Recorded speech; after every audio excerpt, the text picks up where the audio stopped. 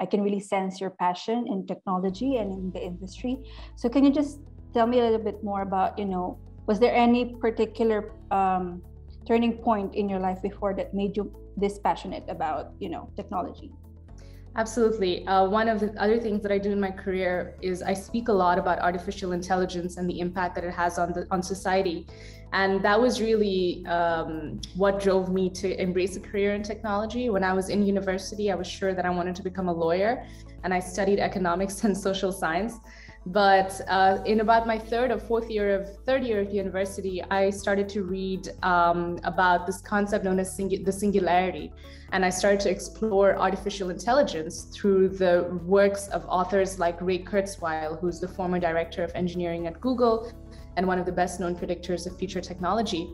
And it was when I was reading his work and a few other researchers like Max Tegmark that I started to realize that we live in a fundamentally different time than at any other point in human history, right? So I grew up thinking in a relatively up and down in economic income environment. So I thought that being a lawyer would be the stable thing to do. Yet as I was learning more about the world, I realized that the world is changing dramatically, and that a lot of the jobs that we think will exist in the future won't exist in the future.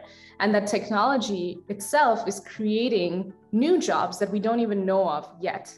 And so I thought that I want to learn more about what those vendors, the companies that are actually creating transformative technology, are doing, and how they're doing it, and how they are enabling the rest of the world to get on this, hype train of accelerating change.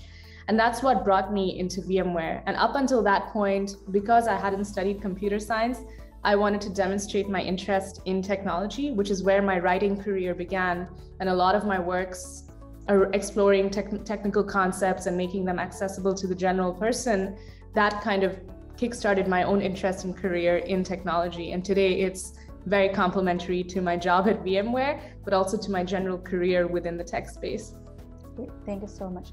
So, I mean, from what we have seen over the years, there have been some changes in the industry, right? More and more women are joining the field. Yeah. However, it is still pretty much, very well dominated, male dominated. Yeah. So, what do you think? Why do you think it is important to have more women in the tech industry? Yeah. The way that I like to think about that question is that because the whole concept of just women in technology, it feels saturated, like a lot of people are talking about it. And of course, it's very important for very basic reasons, in the sense that for productivity, for diversity of ideas, it's very important for us to have representatives from different parts of the population. And, the United Nations recognizes the economic power, the social power that comes with enabling women and girls to pursue STEM careers, which is why one of the UN SDGs is to get women up to par in that field. So that no doubt exists. But one other way that I like to think of it is that there are feminine traits and there are masculine traits, right? If we go back to ancient philosophy and think about how ancient societies thought about it, especially Chinese philosophy, Eastern philosophy, they often recognize that there are masculine and feminine traits, and these are associated with specific things like logical thinking, practicality, aggression, or things that are more, or something that's more empathetic and more in tune with nature, which are more feminine traits. Now, it doesn't matter whether a man or a woman captures masculine or feminine traits. The point is, though, that we need to balance it out, and we need to have both kinds of traits, whether it's coming from a male actor or a female actor. And I think for the longest time in industry, we've had an imbalance.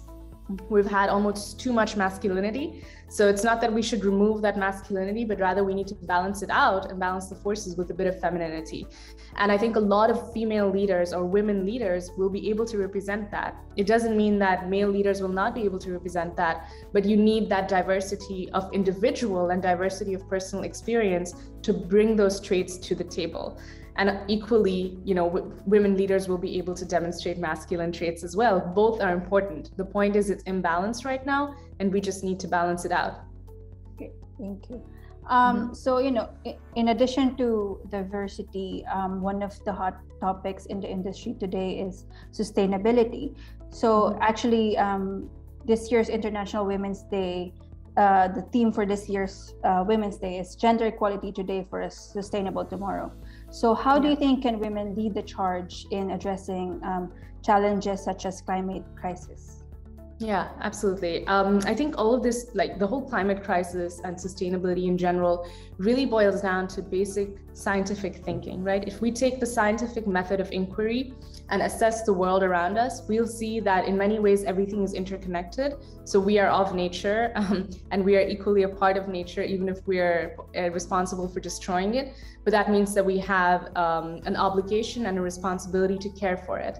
And women leaders will be able, just like a lot of other diverse groups, will be able to bring to the forefront that new perspective on how we view the world and how we deal with our environment from an empathetic perspective, but also from a scientific perspective that might help us preserve our environment.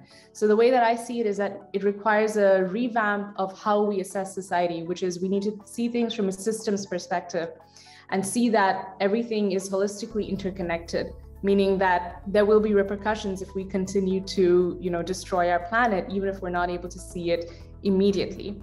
And I think women specifically have a unique power here in taking that narrative forward and in making it convincing, right? So it doesn't mean, again, that it can't come from male leaders or from men, but rather that new perspective is really important. And for the longest time, we haven't heard that perspective.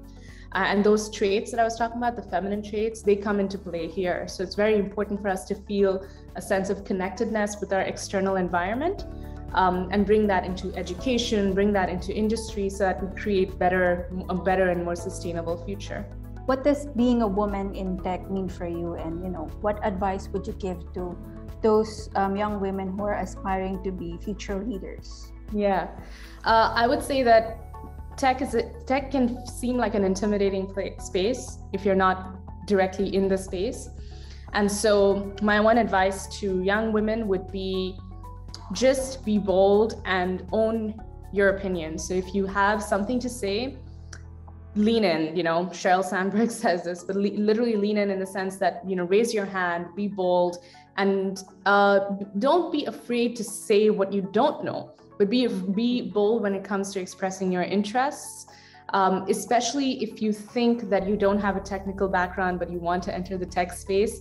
It's not like that. We live in a world where anyone today can learn anything that they want in the palm of their hands, right? We have the world's encyclopedias in the palm of our hands. So take advantage of that and recognize that the tech industry needs you. And so if you're interested, even if you feel that you don't have the capabilities, there are ways to build it. And there are many ways to contribute to the tech industry, even if you're not a programmer. So sometimes people might feel that they can't enter the industry because they're not a programmer, or they don't have a computer science background, but that's not the case. You absolutely can contribute in so many different ways. And tech is the future. Tomorrow, every company will be a tech company. So it's helpful to keep up to date with the trends.